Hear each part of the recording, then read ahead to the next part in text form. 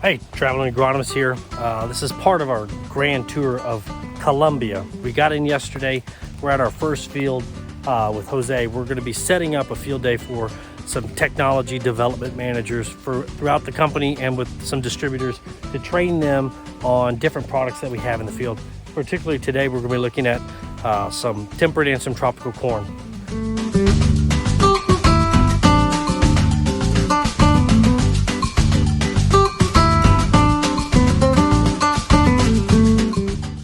The corn here is being set up for demonstration in order to show typical ear size, grain color, and we're looking at what they call Pack 777. It is known for its very robust and unique orange grain color. This is a product that we're actually interested in looking in some unique areas within the United States, bringing it in, seeing that they're working with this, not only these genetics to grow them in a conventional hybrid, but they're also working to incorporate new GMO aspects to it. We are in Valle del Cauca, Colombia, in a region that is called Santa Elena. We are between two chain of mountains. This is Interandine Valley. So here we have a awesome offer for cropping. We have a high yield potential here. We are in the west part of the country. We have a yellow field corn. We have alpha trials, try to find a replacement for the commercial currently products that we have on the field. So we have 10 new experimental hybrids under testing. We have white field corn as well. We have around 8 entries around, and we have a screening of car stand tolerance, especially try to see if we have a hybrid that answer better to the pressure of the vector than transmit the disease. Excellent, excellent. So let's go take a look. Let's go. You can see we have around 150 days after sowing. We are close to harvest it. A micro plot for those in Colombia would be 2 rows. No, we were regular with 4 rows, 5 meters length. Okay. Okay. Here we are in the second replicate of the L5 trials of yellow corn. Okay. You can see this is a Advanta check. This is a ADV 9293, or we call 777 other geographies. This is our benchmark in the market for complete land. This is leading the field corn market, yellow field market in Latin America North. So it has an orange color to it. It's still classified as a yellow? Yes, yes. And what's the use for that? And why do people, they seem to like that orange color?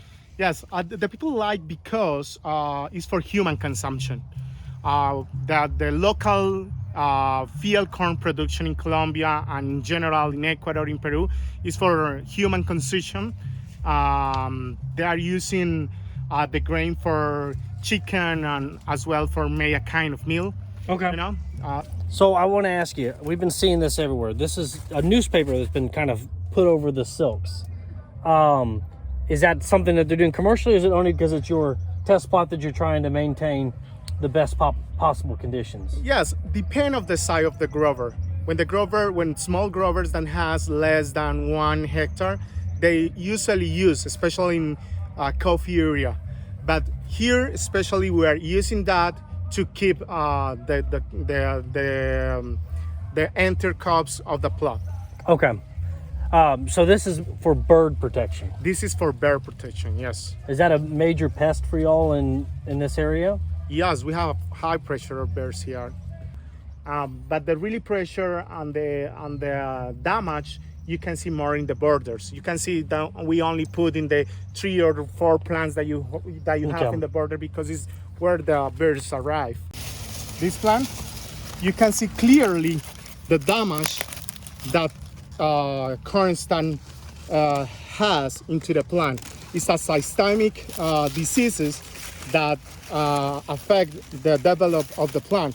Here you can see a strange development of the ear, you know, and this is really typical damage. When you open this small ear, you find a kind of baby corn, but it's really that was affected by the disease. And you can see like a small plant. You can see the plant and the tassel here, like a kind of tassel here in this part. A different color in the leaf, you know? So in the States, we have something we call crazy top downy mildew. Are you familiar with that at all? Yes, we have. So we get the crazy top downy mildew typically after flooding, but it causes the same developmental issue. So sometimes it'll try and grow a tassel out of where the ear's supposed to be, or it'll try and grow ears at the top. It really messes with the plant. So this is, you're saying, an insect vector disease that's causing this. Yes, a spiroplasm. So how long have you had this problem? Okay, the last 2 years, we are seeing that problem is increasing a lot. More insects on the field, reducing the yields in 30 or 40%, because when you have a high pressure, your plants, you have a lot of plants in the field with disanton, you don't have grain here. So it reduced significantly the So why are we noticing it now? Did it come from somewhere else? No. Or was it always here and we just never noticed it? No, always we always have it, but maybe it was reported in 17s. So, but the happen is, we think that it's very related with two things.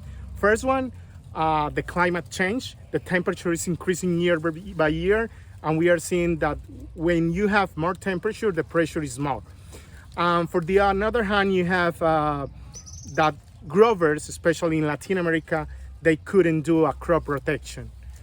You know? So that could be helping with the... They planting corn and corn and corn every year, every season, and they don't rotate the crops. And it makes that the pest increase, you know. And why are they not rotating? Is that because it's more of a subsistence, where they're trying to grow it for their own food consumption, or is it just the most profitable crop for them? No, we are pretty sure because we know pretty sure that is because we are not competing with another countries in terms of grow crops. Okay. It's not too profitability other crops Okay. like soybean or sorghum, but now we are having better prices for commodities, and sorghum is starting to gain a little bit more. And that will help because you'll be able to rotate. Yeah. Now, Jose, I'm seeing that this ground is very rocky. Yes. Is that normal for the area? Yes, it's really normal for the area, because if you can see, maybe it's cloudy today, but we are really close to the mountains. So, and this is a really a soil that we have coming here. You can find it. It's coming from the river, you know. This is a fluvial soil, so it's what we have. It's really normal when you are near to the mountains here in Colombia. But despite it being rocky, it's very productive.